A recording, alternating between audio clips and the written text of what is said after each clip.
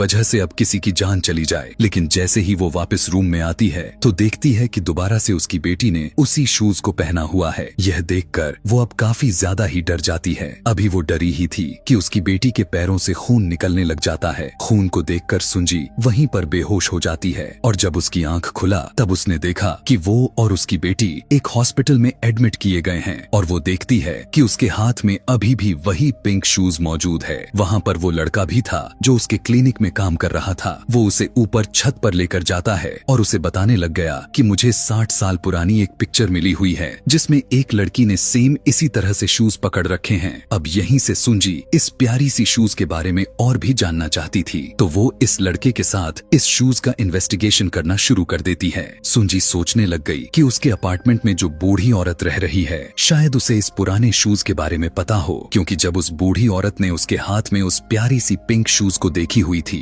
तो उसने उससे यह कहा हुआ था कि इसको फेंक दो। उसे देखकर ऐसा लग रहा था कि उस टाइम उसे इस शूज से डर लग रहा हो। अब वो दोनों उस बूढ़ी औरत के पास पहुंच जाते हैं। दोनों उससे पूछने लग गए लेकिन बूढ़ी औरत काफी डरी हुई दिखाई दे रही थी और इन्हें कुछ भी बताने से मना कर देती है। दोनों जब ज्यादा ही रिक्वेस्ट करने लग गए तब वो थोड़ा थोड़ा बोलने लग चुकी थी। वो बताने लग गई कि जब वो यंग थी तब वो एक ओकी नाम की लड़की के घर काम करने जाया करती थी। ओकी एक काफी अच्छी डांसर थी। ओकी एक लड़की से काफी नफरत किया करती थी क्योंकि उसे उसका डांस से काफी ज्यादा ही जेलस था। जेलस वाली लड़की का नाम गायको था और उसका दोस्त उसका बहुत ही ख्याल रखा करता था। यह भी वजह था कि ओकी उसे और भी ज्यादा मात्रा में जेलस हो चुकी थी। एक दिन उस लड़के ने गायको को वही पिंक शूज गिफ्ट किए हुए थे जिसे देखकर उस डांसर के दिल में भी यह बात आई कि उसे भी उसी तरह के शूज चाहिए और उसने गायको के फ्रेंड को अपने जाल में फंसाना शुरू कर दिए और वो उसकी बातों में भी आ गया। लेकिन एक दिन गायको ने उन दोनों को एक साथ देख लिया जिसके बाद वो वहाँ से चली गई। लेकिन उसका दोस्त उसके पीछे मनाने के लिए भागा चला आया और जब डांसर ने यह देखा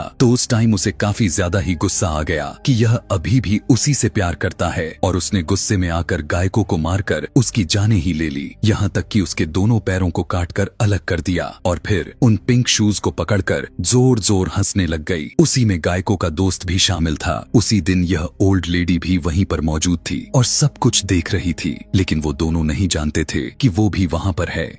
यहीं पर हम उस डांसर को और गायकों की दोस्त को ब्राइडल ड्रेस में एक साथ देखते हैं। यानी यहाँ पर वो दोनों शादी कर रहे थे और उस डांसर ने वही पिंक शूज पहनी हुई थी। लेकिन तभी गायकों की सोल वहाँ पर आकर उन दोनों को बहुत ही बेरहमी से मार देती है। यहीं से गायकों का राज का खुलासा हो गया था कि गायको यहाँ से बस यही करना चाहती थी कि जो भी उसकी प्यारी सी पिंक शूज को पहनेगा या उसे हाथ लगाएगा वो उसे बहुत ही दर्दनाक मौत मारेगी। ऐसी बात पता चलते ही सुंजी काफी डर जाती है और फिर वो गायको की डेड बॉडी ढूंढने लग जाती है। अब जैसे ही उसे उसकी बॉडी मिला उसकी शूज उसके साथ ही एक कॉफिन में रख देती है। ऐसा कर लेने के बाद वो काफी रिलैक्स फील करने लग गई और सोचने लग चुकी थी कि हो सकता है कि गायको अब हमें तंग ना करे क्योंकि अब हमने तो उसके पिंक शूज को वापस कर दिए हैं। वहीं हमने यह देखा था कि सुंजी अब उस लड़के को पसंद करने लगी थी जो उसके क्लिनिक साइड पर काम करता था और वो उससे मिलने के लिए जाती है। लेकिन उसे पता चलता है कि वो लड़का अब उससे नफरत करने लगा था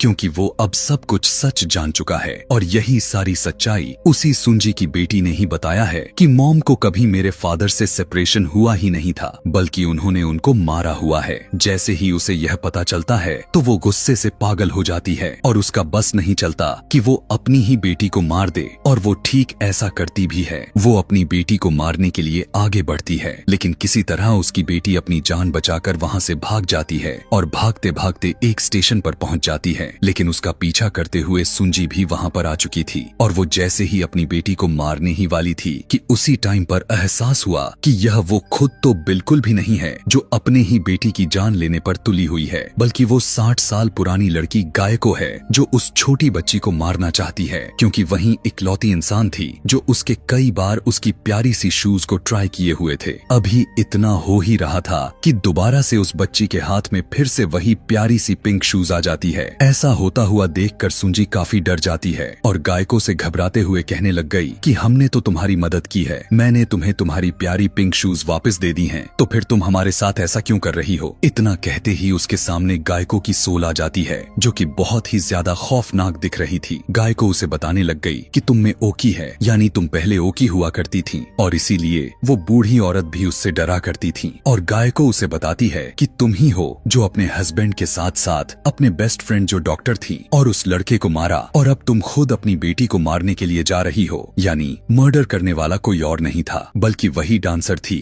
जो आज से 60 साल पहले ओकी थी, जिसकी जेलसी इतनी बढ़ चुकी थी कि अब यहाँ पर भी वो लोगों को मारने पर उतर आई थी। इसी के साथ यह कहानी यहीं पर खत्म हो जाती है। ऐसे ही और भी मूवी एक्सप्लेनेशन वीडियोस देखने के लिए कमेंट में नेक्स्ट लिखना ना भूलें। Thanks for watching.